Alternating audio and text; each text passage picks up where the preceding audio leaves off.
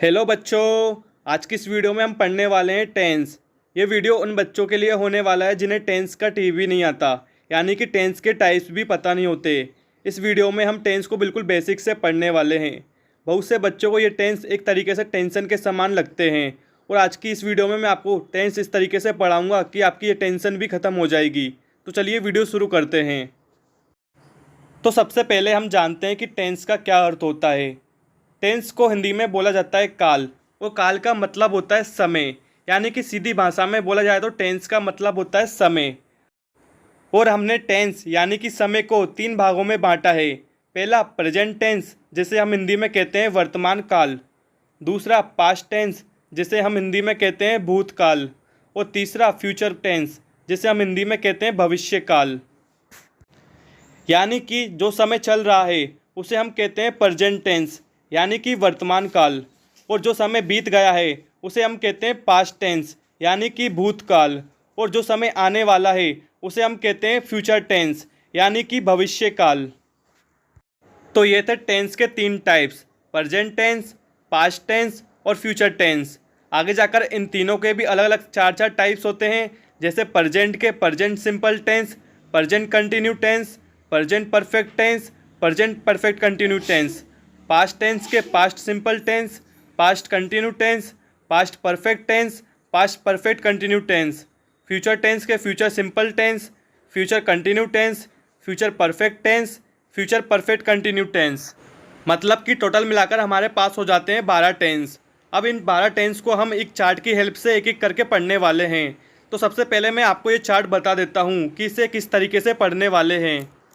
तो इस चार्ट में साइड में दिए हुए हैं टेंस के टाइप। जैसे टेंस 3 टाइप्स के होते हैं। पहला प्रेजेंट टेंस, दूसरा पास्ट टेंस, तीसरा फ्यूचर टेंस। इन तीनों के भी 4 टाइप्स होते हैं। जैसे प्रेजेंट का present simple tense, present continue tense, present perfect tense, present perfect continue tense. नीचे पास्ट टेंस के past simple tense, past continue tense, past perfect tense, past perfect continue tense. नीचे फ्यूचर टेंस के future simple tense, future continue tense, future perfect tense, future perfect continue tense. तो ये होते हैं tense. अब हम देखते हैं इनको एक एक करके। तो सबसे पहले हम देखते हैं इनकी आइडेंटिटी, यानी कि इनकी पहचान क्या होती है। तो इन टेंस को पहचानने के लिए आपको देखना होगा कि वाक्यों के अंत में अगर ता है, ती है, ते है आदि आते हैं तो वो प्रेजेंट सिंपल टेंस है। अगर वाक्यों के अंत में ता था, ती थी, ते थे आदि आते हैं तो वो पास्ट सिंपल टेंस है। अगर वाक्यों के अंत में गा, गी, गे आदि आते हैं तो वो फ्यूचर सिंपल टेंस है। इसी तरीके से कंटिन्यू टेंस में वाक्यों के अंत में रहा है, रही है, रहे हैं इत्यादि आता है तो वो प्रेजेंट कंटिन्यू टेंस होता है। और वाक्यों के अंत में रहा था, रही थी, रहे थे इत्यादि आता है तो वो पास्ट कंटिन्यू टेंस होता है। और वाक्यों के अंत में रहा होगा, रही होगी, रहे होंगे इत्यादि आता है तो वो फ्यूचर कंटिन्यू टेंस होता है।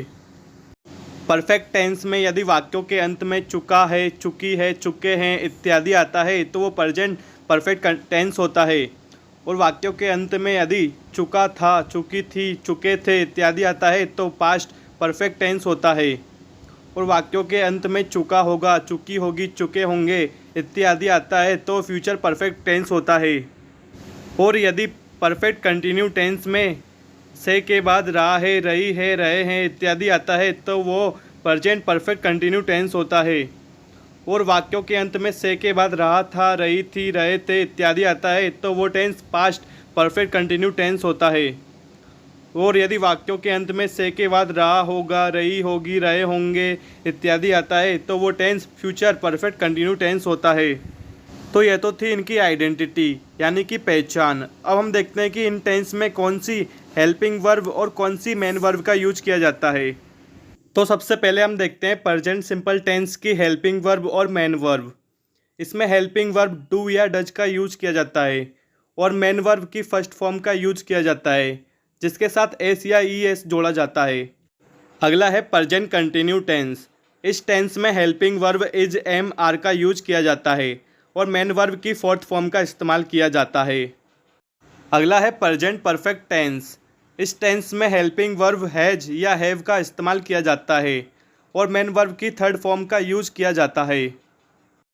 अगला है प्रेजेंट परफेक्ट कंटिन्यू टेंस। इस टेंस में हेल्पिंग वर्ब हैज बीन और हैव बीन का यूज किया जाता है और मेन वर्ब की फोर्थ फॉर्म का इस्तेमाल किया जाता है। मेन वर्ब की फोर्थ फॉर्म का मतलब होता है वर्ब की फर्स्ट फॉर्म में आईएनजी जोड़ना। तो यह तो था हमारे प्रेजेंट टेंस की हेल्पिंग वर्ब और मेन वर्ब। अब हम देखते हैं पास्ट टेंस की हेल्पिंग वर्ब और मेन वर्ब।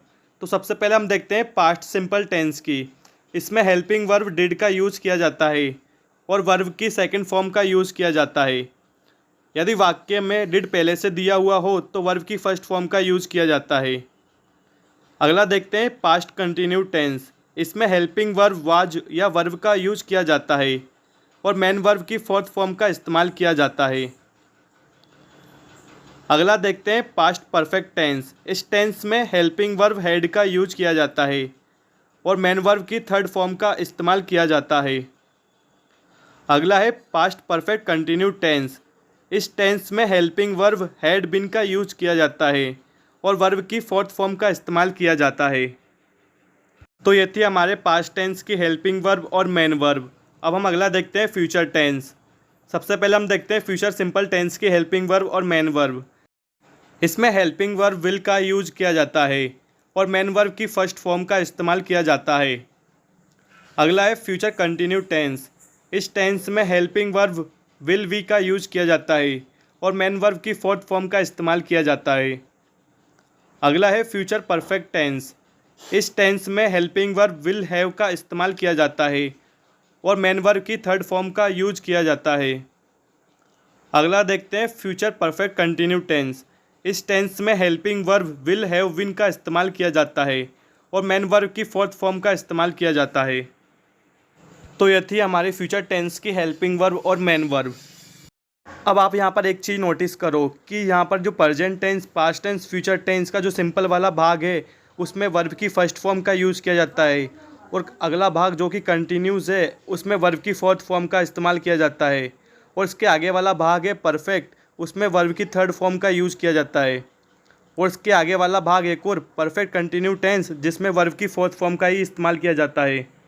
आपको ये याद करना बहुत ज़रूरी है क्योंकि हम टेंस इनके बिना नहीं सीख सकते और आगे ये काम भी आने वाली हैं। आगे हम पढ़ने वाले हैं इनकी स्ट्रक्चर यानी कि इनके फॉर्मूले। तो सबसे पहले हम देखते हैं प्रेजेंट सिंपल टेंस। इसका फॉर्मूला है सब्जेक्ट प्लस वर्ब की फर्स्ट फॉर्म प्लस एस या ई एस प्लस ऑब्जेक्ट। अगला है प्रेजेंट कंटिन्यू टेंस। इसका फॉर्मूला है subject plus is am are plus verb की फोर्थ फॉर्म प्लस ऑब्जेक्ट। अगला है प्रेजेंट परफेक्ट टेंस। इसका फॉर्मूला है subject plus has have plus verb की थर्ड फॉर्म प्लस ऑब्जेक्ट। अगला है प्रेजेंट परफेक्ट कंटिन्यू टेंस। इसका फॉर्मूला है subject plus has have plus been plus verb की fourth form plus object plus since for plus time. Present perfect continue tense में since for का इस्तेमाल इसलिए किया जाता है क्योंकि इसमें टाइम दिया हुआ होता है। अब हम अगला देखते हैं पास्ट टेंस। सबसे पहले हम देखते हैं पास्ट सिंपल टेंस का फॉर्मूला। सबसे पहले आता है सब्जेक्ट प्लस वर्ब की सेकंड फॉर्म प्लस ऑब्जेक्ट। इसमें डिड का यूज तब किया जाता है जब सेंटेंस नेगेटिव या इंट्रोगेटिव हो। अब हम अगला देखते हैं पास्ट कंटिन्यू टेंस। इसका फॉर्मूला है subject plus was were plus verb की फोर्थ फॉर्म प्लस ऑब्जेक्ट। अब हम अगला देखते हैं पास्ट परफेक्ट टेंस। इसका फॉर्मूला है subject plus had plus verb की थर्ड फॉर्म प्लस ऑब्जेक्ट। अगला है पास्ट परफेक्ट कंटिन्यू टेंस। इसका फॉर्मूला है subject plus had been plus verb की fourth form plus object plus since for plus time. अब हम अगला देखते हैं जो कि है फ्यूचर टेंस। इसका हम देखते हैं फ्यूचर सिंपल टेंस का फॉर्मूला। सबसे पहले आता है subject plus will plus verb की फर्स्ट फॉर्म प्लस ऑब्जेक्ट। अगला देखते हैं फ्यूचर कंटिन्यू टेंस। इसका फॉर्मूला है subject plus will be plus verb की फोर्थ फॉर्म प्लस ऑब्जेक्ट। अगला है फ्यूचर परफेक्ट टेंस। इसका फॉर्मूला है subject plus will have plus verb की थर्ड फॉर्म प्लस ऑब्जेक्ट।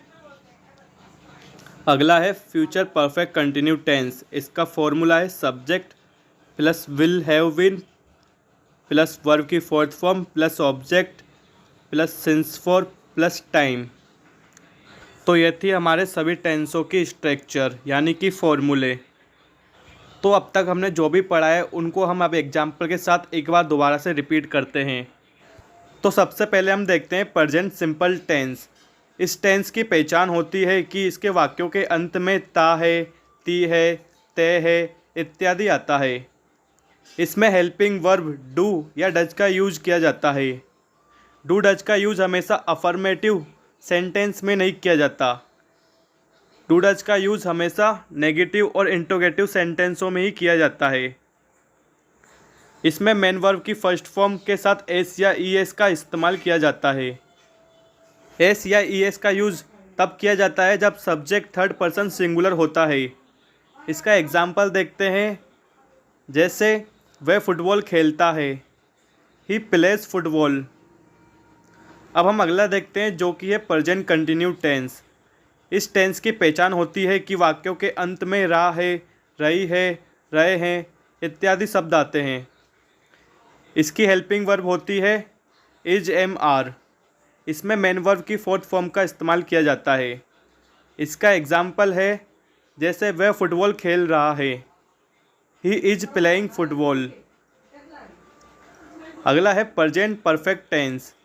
इस टेंस की पहचान होती है कि इसके वाक्यों के अंत में चुका है, चुकी है, चुके हैं इत्यादि शब्द आते हैं। इसमें हेल्पिंग वर्ब हैज या हैव का इस्तेमाल किया जाता है और मेन वर्ब की थर्ड फॉर्म का यूज़ किया जाता है। जैसे वह फुटबॉल खेल चुका है, ही हैज़ प्लेड फुटबॉल। अगला है प्रेजेंट परफेक्ट कंटिन्यू टेंस। इस टेंस की पहचान होती है कि इस टेंस में समय के साथ रहा है, रही है, रहे हैं इत्यादि दिया हुआ होता है। इसमें helping verb has, have plus win का यूज किया जाता है और वर्ब की फोर्थ फॉर्म का इस्तेमाल किया जाता है। इसका एग्जाम्पल है कि वह सुबह से फुटबॉल खेल रहा है, he has been playing football since morning. तो यह तो था हमारा प्रेजेंट टेंस। अब हम अगला देखते हैं जो कि है पास्ट टेंस। इसका हम पहला टाइप पढ़ते हैं पास्ट सिंपल। इसकी पहचान होती है इसके वाक्यों के अंत में ता था, ती थी, ते थे इत्यादि शब्द आते हैं। इसमें हेल्पिंग वर्ब डिड का यूज किया जाता है और मेन वर्ब की सेकंड फॉर्म का इस्तेमाल किया जाता है। इसका एग्जाम्पल है, वह फुटबॉल खेलता था, ही प्लेड फुटबॉल। अब हम अगला देखते हैं पास्ट कंटिन्यू टेंस।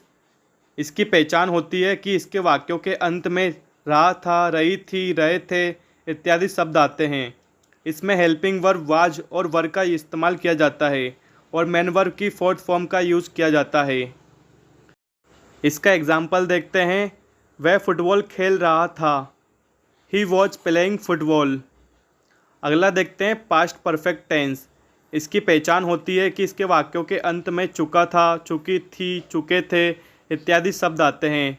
इसमें हेल्पिंग वर्ब हैड का इस्तेमाल किया जाता है और मेन वर्ब की थर्ड फॉर्म का यूज़ किया जाता है। इसका एग्जाम्पल देखते हैं, वह फुटबॉल खेल चुका था, ही हैड प्लेड फुटबॉल। अगला देखते हैं पास्ट परफेक्ट कंटिन्यू टेंस। इसकी पहचान है से के बाद रहा था, रही थी, रहे थे इत्यादि आते हैं। इसमें हेल्पिंग वर्ब हैड बीन का यूज किया जाता है और मेन वर्ब की फोर्थ फॉर्म का इस्तेमाल किया जाता है।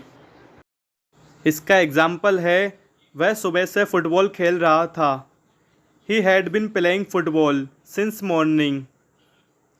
अब हम अगला देखते हैं जो कि है फ्यूचर टेंस। इसका हम पहला टाइप पढ़ते हैं फ्यूचर सिंपल। इसकी पहचान होती है कि इसके वाक्यों के अंत में गा, गी, गे इत्यादि शब्द आते हैं। इसमें हेल्पिंग वर्ब विल का यूज किया जाता है और वर्ब की फर्स्ट फॉर्म का इस्तेमाल किया जाता है। इसका एग्जाम्पल है, वह फुटबॉल खेलेगा, ही विल प्ले फुटबॉल। अगला देखते हैं फ्यूचर कंटिन्यू टेंस। इसके वाक्यों के अंत में रहा होगा, रही होगी, रहे होंगे इत्यादि शब्द आते हैं। इसमें हेल्पिंग वर्ब विल बी का यूज किया जाता है और मेन वर्ब की फोर्थ फॉर्म का इस्तेमाल किया जाता है। इसका एग्जाम्पल है, वह फुटबॉल खेल रहा होगा, he will be playing football. अगला देखते हैं फ्यूचर परफेक्ट टेंस। इसकी पहचान होती है इसके वाक्यों के अंत में चुका होगा, चुकी होगी, चुके होंगे इत्यादि शब्द आते हैं। इसकी हेल्पिंग वर्ब होती है विल हैव। इसमें मेन वर्ब की थर्ड फॉर्म का यूज किया जाता है। इसका एग्जाम्पल देखते हैं। वह फुटबॉल खेल चुका होगा। He will have played football. अगला है फ्यूचर परफेक्ट कंटिन्यू टेंस। इस टेंस की पहचान होती है कि इसके वाक्यों में टाइम के साथ रहा होगा, रही होगी, रहे होंगे इत्यादि शब्द आते हैं। इसकी हेल्पिंग वर्ब होती है विल हैव बीन। इसमें मेन वर्ब की फोर्थ फॉर्म का इस्तेमाल किया जाता है। इसका एग्जाम्पल है वह सुबह से फुटबॉल खेल रहा होगा। He will have been playing football since morning. तो ये थे हमारे टेंस जिनको हमने अफर्मेटिव सेंटेंस के एग्जाम्पल के द्वारा अच्छी तरह से समझा। अगर आप चाहते हैं कि हम इनके इंट्रोगेटिव और नेगेटिव सेंटेंस भी बनाना सीखें तो आपको सिर्फ कुछ नहीं करना, जहाँ पर भी हेल्पिंग वर्ब दे रखी है उसके बाद अगर आप नोट लगा देते हो तो वो नेगेटिव बन जाएंगे। और अगर आप इंट्रोगेटिव बनाना चाहते हो तो आपको सब्जेक्ट से पहले हेल्पिंग वर्ब रखना है जो आपके इंट्रोगेटिव बन जाएंगे। अगर अभी भी आपको कोई डाउट हो तो आप कमेंट करके ज़रूर पूछें। अगर आपको वीडियो पसंद आया तो प्लीज़ वीडियो को लाइक करना, कमेंट करना और अपने दोस्तों के साथ शेयर ज़रूर करना। Thanks for watching this video.